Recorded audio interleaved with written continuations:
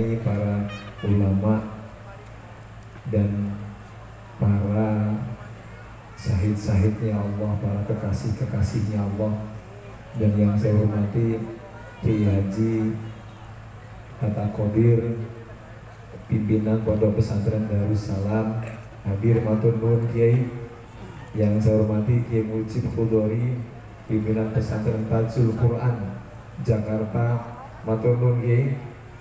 Yang saya hormati Gus Ahmad Kartono yang ngasuh anak-anak santri, Gus Wahid, dan teman-teman sholawat safari sholawat kebangsaan, dan semua yang hadir semoga dirahmati Allah Subhanahu wa Ta'ala.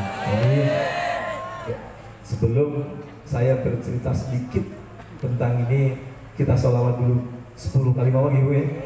Kita bareng-bareng ya. Allahumma sholli ala Muhammad ya Rabbi sholli alaihi wasallim. Monggo sareng-sareng. Allahumma sholli ala Muhammad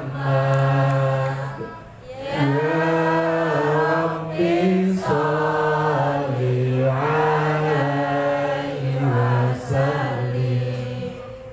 Allahumma sholli ala Muhammad ya Rabbi sholli alaihi wasallim.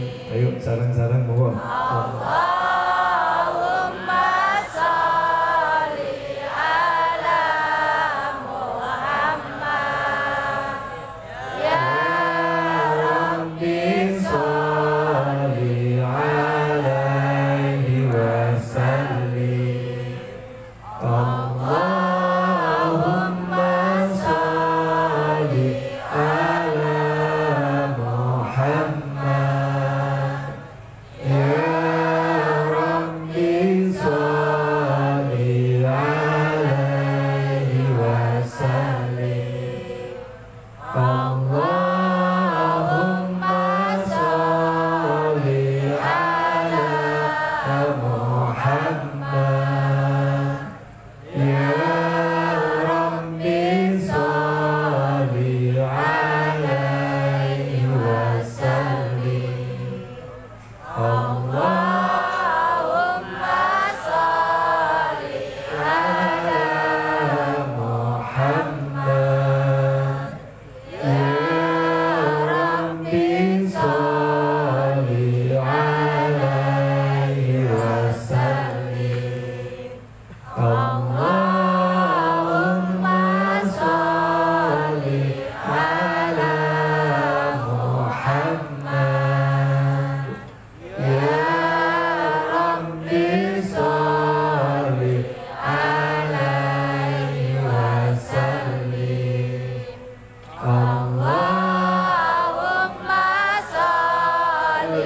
ala Muhammad ya Rabbi sholli alaihi wasallim.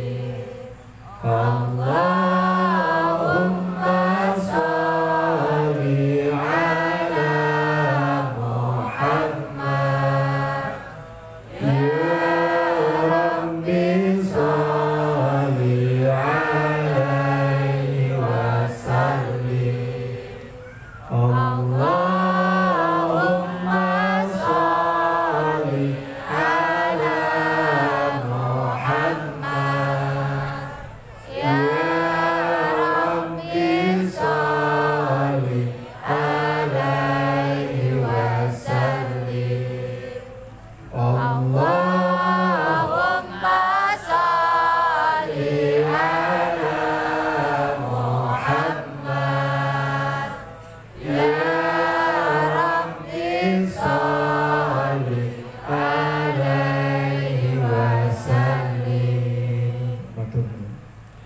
Suatu ketika ada seorang yang ahli baca sholawat, dan mereka membaca sholawat sehari 50.000 kali sholawat.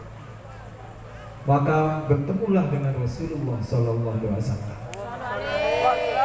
Maka setelah ketemu dengan Rasulullah, maka orang ini bertanya kepada Rasulullah, "Ya Rasulullah, aku setiap hari membaca sholawat kepada engkau 50.000. Adakah orang yang lebih banyak daripada aku membaca sholawat yang lebih dari 50.000 per hari?" Enten buatan kira-kira bu, ping 50.000. Nek modelnya koyong ini orang enek kaya ya, orang enek.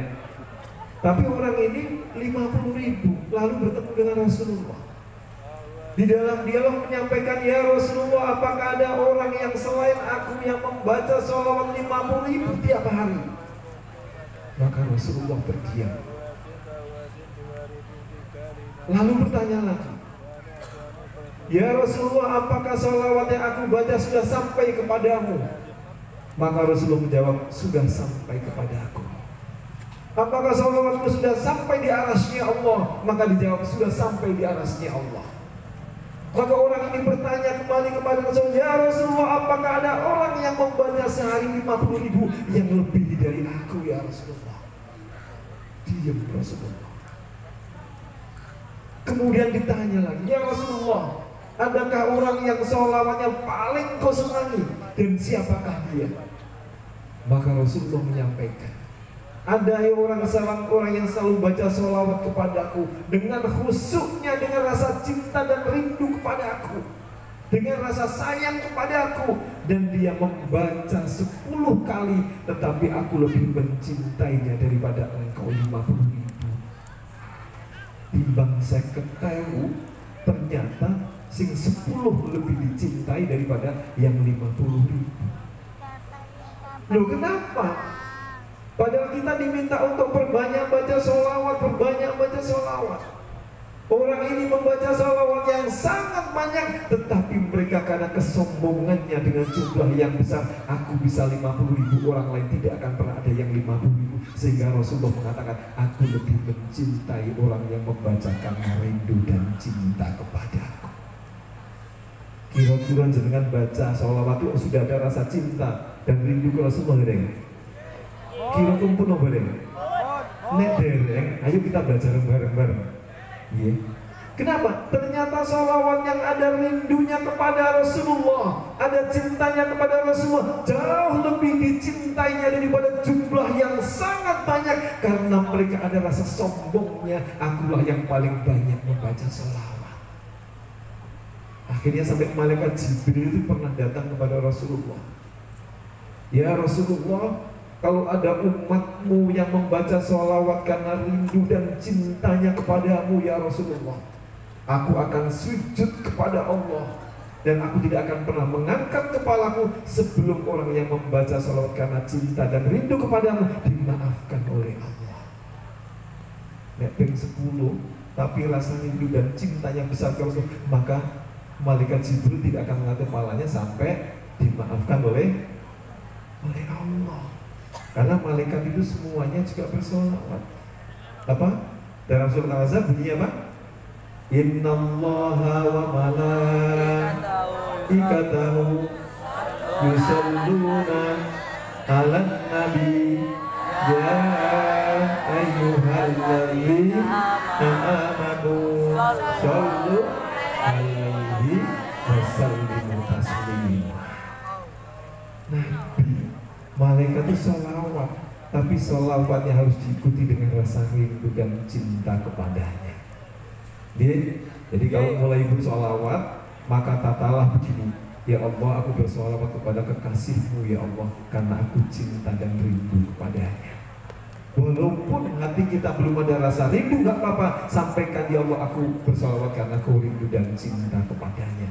Jadi itu harus mulai kita ungkap, karena itu akan membawa kebaikan yang sangat luar biasa. Oh ya, tadi saya lupa mau perkenalkan, ada Pak KL lagi, lupa. Ada Pak KL ya. Ini partner kami yang sangat baik, sama seperti kalau pingin selalu bersama-sama orang yang ahli sholawat. Dan anak-anakku sekalian, ini tak kasih tahu kenapa Abah di pondok jarang mau jadi imam. Kalau sampaikan ke jenengan ya. Kenapa nggak mau? Karena satu hal bahwa jenengan melebihi baiknya daripada gua. Jenengan sehari 10 juz jenengan baca, sehingga ketika saya diminta jadi imam, saya lebih tidak pantas karena jauh jenengan lebih baik 10 juz daripada gua. Itu yang gua pakai. Maka suatu ketika saya pernah bersolat, saya pernah ngamatin ada seorang ngapunten, ada seorang badannya yang sangat ngapunten, wong mboten gajah, wong badannya itu ngapunten sakit semua budukan. Maka kalau lihat, saya perhatikan. Begitu saya perhatian waktu zuhur kira-kira 12:30, maka orang yang ngambilin barang-barang jelek begini di sampah-sampah ke pemulung, di sampah-sampah, lu mereka wudhu sama air aquanya, wudhu sama air aqua. Kalau amatin wudhu di air aquanya, kemudian saya itu sholat. Saya selalu berpikir, ya Allah, orang ini yang hidupnya orang mungkin akan melihat bahwa orang ini adalah orang yang jelek karena tempatnya kerjanya seperti itu, tapi mereka mau sholat dengan tepat waktu. Kalau turun dari mobil, dan saya ikut sholat di emperan toko-toko itu bersama mereka. Kenapa? Karena saya melihat bahwa mereka akan jauh lebih baik hatinya daripada saya. Mungkin orang ini yang bisa menjadi kekasihnya Allah, tapi dengan cara hidupnya yang seperti ini.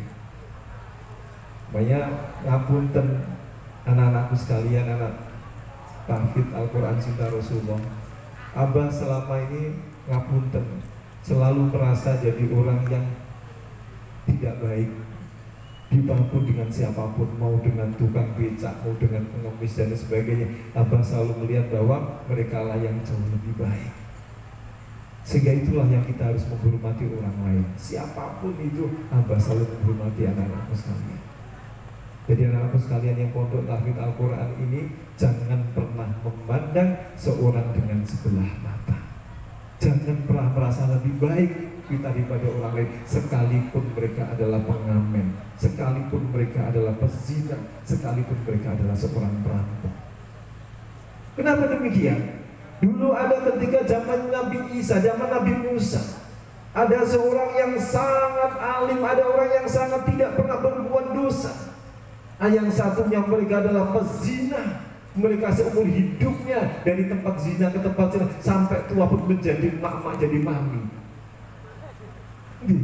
Suatu ketika orang ini bertanya kepada Nabi Musa, wahai Nabiullah, orang yang biasa berzina ini bertanya, wahai Nabiullah, aku nanti setelah hidup di dunia ini, aku akan ada berada di neraka mana, wahai Nabi Musa? Takut, aku di neraka mana? Maka Nabi Musa pun karena tahu bahwa kisahnya orang ini adalah seorang pezina, maka Nabi Musa pun terdiam. Lalu ada orang yang satu lagi, orang yang ahli ibadah, yang hidupnya selalu melakukan kebaikan, dan mereka merasa lebih baik, maka bertanya kepada Nabi Musa, wahai Nabi Musa, besok aku ada di surga mana, wahai Nabi Musa? Kira-kira ahli ibadah sama pezina masuk surga lebih dulu mana kira-kira? Hah? Kok zina? Duluan mana? Hah? Duluan mana kira-kira? Nah, lalu akhirnya begitu hari kedua, hari ketiga, maka hal yang sama ditanyakan oleh seorang pezina ini. Ya Nabi Musa, aku ada di neraka mana? Kalau aku ada di neraka Jahim, kalau aku di neraka Wel, aku ada di neraka dan sebagainya, aku bisa persiapan Nabi Musa. Aku bisa persiapan disiksa oleh Allah, aku bisa persiapan kesabaranku, aku bisa persiapan keikhlasanku, aku bisa persiapan menerima takdirku, aku disiksa oleh Allah. Enak enggak kira-kira kayak begitu? Lagi. Kemudian yang satu orang yang selalu beribadah, orang yang selalu melakukan kebaikan, selalu bertanya kepada Nabi Musa, wahai Nabi Musa, aku besok ada di surga mana? Coba Nabi Musa tanyakan kepada Allah, besok aku di surga mana? Maka kemudian Nabi Musa sampailah di rumah. Kemudian Nabi Musa langsung menghadap kepada Allah. Lalu Nabi Musa bertanya kepada Allah, ya Allah, aku telah ditemui oleh dua orang. Yang satunya adalah orang yang ahli zina, yang satunya orang yang ahli ibadah, ya Allah. Yang satu bertanya, aku akan di neraka mana, ya Allah. Yang satu bertanya, aku di surga mana. Maka Allah ngendikan kepada Nabi Musa, wahai Musa, sampaikanlah kepada duanya bahwa orang yang ahli ibadah, orang yang selalu berbuat baik, mereka akan ada di neraka-Ku. Mereka akan di neraka-Ku. Maka Nabi Musa bertanya, ya Allah, gimana akan di neraka-Mu padahal dia orang yang ahli ibadah, mereka orang yang ahli dan lain sebagainya. Aku lebih tahu, wahai Musa, orang itu akan seperti apa di akhir hidupnya. Lalu sampaikanlah kepadanya, wahai Nabi Musa, wahai Musa utusanku, sampaikanlah kepada ibu bahwa orang yang aziz zina itu mereka akan menjadi ahli syurga-Ku. Nabi Musa bingung, kok satunya bisa menjadi ahli syurga dan bisa menjadi ahli neraka, kebalikannya. Maka kemudian sampun ngendikan, maka esok harinya ditemuilah orang ini. Begitu ditemui, maka orang ini bertemulah dengan seorang wanita yang ahli zina. Kemudian ditanyakan, wahai Nabi Musa, apakah engkau sudah bertanya kepada Allah dan aku ada di neraka mana? Lalu Nabi Musa menyampaikan dengan senyum-senyum. Maka Nabi Musa, kemudian orang ini bertanya, wahai Nabi Musa, kenapa engkau tersenyum? Kenapa engkau tersenyum? Apakah aku akan di neraka yang paling dahsyat, yang paling luar biasa sehingga engkau tersenyum? Maka Nabi Musa menyampaikan kepadanya, wahai ibu, bahwa engkau akan menjadi ahli syurganya Allah. Maka orang ini kaget, ya Nabi Musa, bagaimana aku telah menjadi syurganya Allah? Aku selama ini telah melakukan hal yang dosa. Aku telah melakukan dosa, aku memang telah bertaubat ya Nabi Musa. Tapi aku tidak habis pikir kenapa Allah begitu maha baiknya, begitu maha rahmatnya, begitu maha rahimnya. Aku telah melakukan kesalahan yang selama hidupku, tapi Allah memaafkannya dan aku dimasukkan ke dalam syurganya. Maka saking senangnya ibu ini dengan bersujud mengatakan, ya Allah, engkau adalah maha baik, ya Allah, engkau adalah maha rahman, ya Allah, engkau adalah maha rahim. Akhirnya ibu ini adalah meninggal dunia, dan mereka meninggal dengan rasa rindu, dengan rasa cinta dan penyesalan kepada Allah satu katanya, maka menjadi ahli syurganya Allah. Lalu kebaikannya setelah itu mereka bertemu dengan orang yang ahli ibadah, orang yang selalu melakukan kebaikan. Maka Nabi Musa ditanya orang ini, wahai Nabi Musa, apakah engkau sudah bertanya kepada Allah, aku di surga mana? Nanyanya surga mana terus. Maka Gusti Allah bilang, wahai bapak, wahai fulan, dengan wajah yang gak enak mau menyampaikan. Maka seorang yang ahli ibadah mengatakan, wahai Musa, aku di surga mana? Aku yang tertinggi ya. Maka Nabi Musa dengan muka yang gak enak, muka akhirnya menyampaikan, wahai fulan, bahwa engkau akan menjadi ahli nerakanya Allah. Begitu dibilangi akan menjadi nerakanya Allah, maka orang ini langsung ngumpat dan langsung menjelekan Allah. Allah tidak adil, Allah tidak maha rahman, Allah tidak maha rahim, Allah dan lain sebagainya, disalahkan semua. Wahai Musa, sesungguhnya engkau adalah bukan nabi. Astagfirullahaladzim. Jadi jangan sampai selalu melakukan kebaikan di akhir hidupnya malah menyalahkan Gusti Allah. Akhirnya apa? Begitu marahnya, begitu bencinya dan lain sebagainya, akhirnya orang ini meninggal dengan kufur dan syirik dan akhirnya menjadi ahli nerakanya Allah. Lalu akhirnya Nabi Musa tahu bahwa ya Allah, engkau adalah maha rahman, engkau adalah maha rahim, engkau lah yang paling tahu akan seperti apa hambamu kembali kepadamu. Makanya anak-anakku sekalian dan semua yang ada di sini, caranya gimana biar kita bisa kembali dengan husnul khotimah? Caranya adalah ada kayak zamannya sahabat Rasulullah ketika sakaratul maut itu mau diambil, maka orang yang ahli sholawat ini ngadu kepada Rasulullah. Tiba-tiba orang yang ahli sholawat itu mukanya itu hitam, terang, sampai Umar bin Khattab pun bingung melihatnya. Lalu orang ini mengadu kepada Rasulullah. Ya Abul Qasim, aku berdiri, aku berjalan, aku duduk, aku tidur, aku selalu bersolawat kepadamu, wahai Abul Qasim.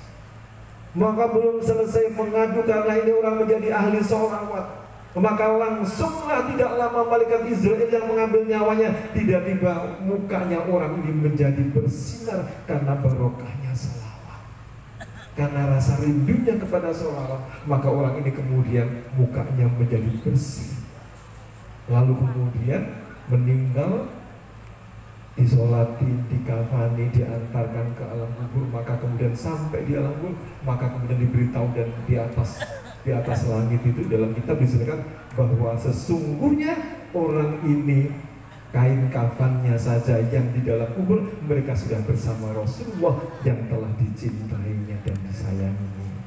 Ayo kita mulai merasa rasa cinta, rasa rindu kepada Rasulullah. Semoga kita menjadi akhir hidup nanti menjadi orang-orang yang selalu rindu dan cinta kepada Rasulullah SAW. Ya, sebelum kita akhiri, yuk kita salawat sarang-sarang lagi, we. Sebelum nanti Kiai Mujib menyampaikan ceramahnya, ya.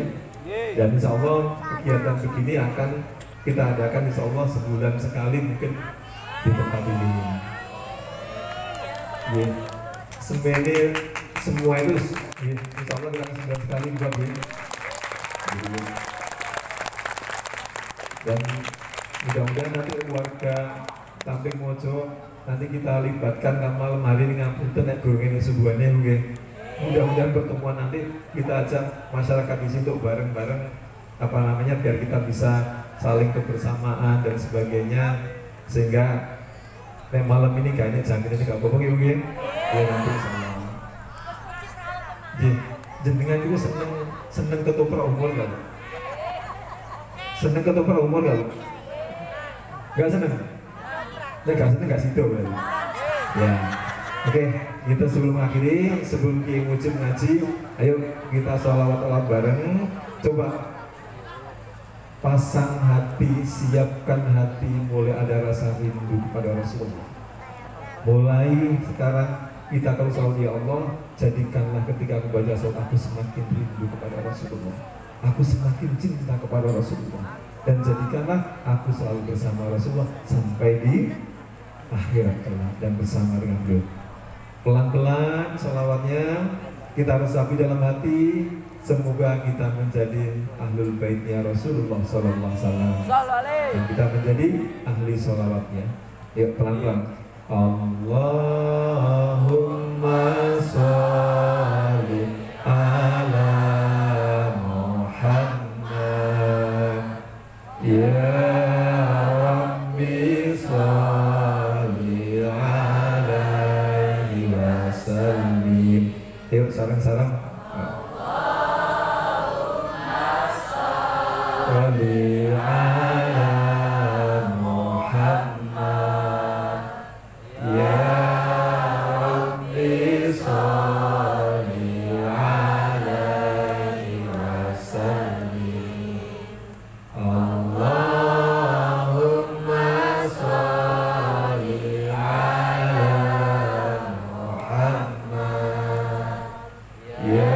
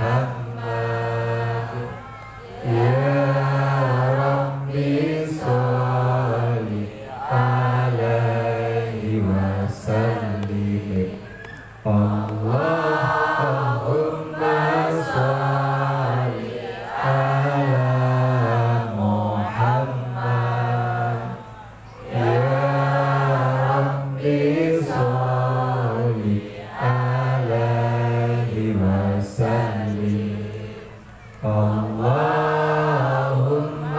sholli ala Muhammad ya Rabbi sholli alaihi wasallim. Ya. Oh ya, ada satu yang tadi saya lupa. Akhir dari ketika saya sholat sama seorang pengemis tadi, Bu, ya. Begitu selesai sholat, begitu saya salam, maka saya bisa bersama, saya nggak tahu gimana ceritanya, tiba-tiba orang bisa tidak ada. Itu anak-anak sekalian.